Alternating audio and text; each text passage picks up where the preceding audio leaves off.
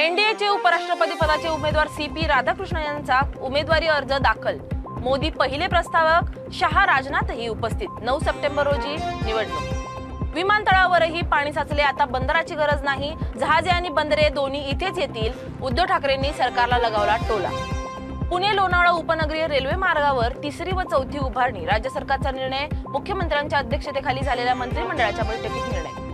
भांडूपमध्ये रस्त्यात करंट पसरला, लोकांनी हाका मारल्या, पण मुलाच्या कानात हेडफोन, विजेचा झटका बसून मुलाचा मृत्यू। दीपक पिल्ले असं मृत तरुणाचं नाव। पावसामुळे भाजीपाला फळांकडे ग्राहकांनी फिरवली पाठ। नवी मुंबईतील एपीएमसी बाजारात बराच भाजीपाला सडला, 50 टनपेक्षा जास्त मालाचं नुकसान। भिवंडीत मुसळधार पावसामुळे जनजीवन विस्कळीत, कांगवारी नदीची पाणी पातळी वाढल्याने नदीकाठच्या हजारो परिसरातील घरांमध्ये पाणी, नागरिकांना सतर्क राहण्याचे आवाहन। कोल्हापुरातील पंचगंगा उगमस्थान प्रयाग चिखलीला पुराच्या पाण्याचा वेढा, नदीने इशारा पातळी ओलांडली, आसपासची शेती पाण्याखाली।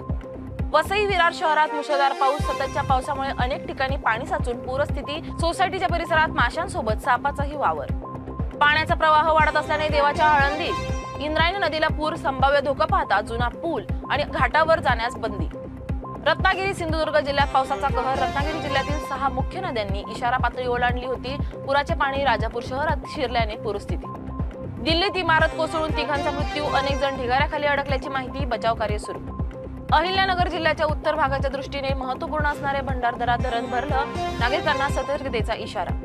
उजनी व वीर धरणाच्या संगमातून चंद्रभागेत तब्बल 1.25 लाख क्युसेकचा विसर्ग, पुराचा धोका वाढणार। चिखली येथे अंगावर झाड पडून 4 विद्यार्थी जखमी, उपचारासाठी सातारा जिल्हा शासकीय रुग्णालयात दाखल, विद्यार्थ्यांची प्रकृती स्थिर। लग्न जमवून देण्याचा बहाणा, बीडमध्ये शेतमजुराला लुटलं, या प्रकरणी पोलिसांकडून 2 महिला आणि 1 पुरुषाला अटक।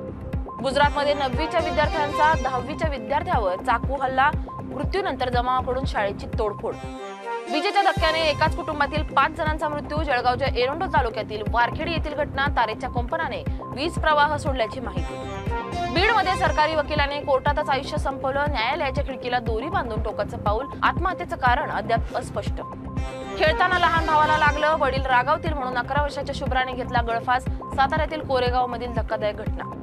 मध्य प्रदेशातील ग्वाल्हेर शहरात एका 14 वर्षीय विद्यार्थिनीचा अंधश्रद्धेमुळे दुर्दैवी मृत्यू, तांत्रिकाने गरम सळीने चटके दिले, वेदनेने मुलीचा मृत्यू।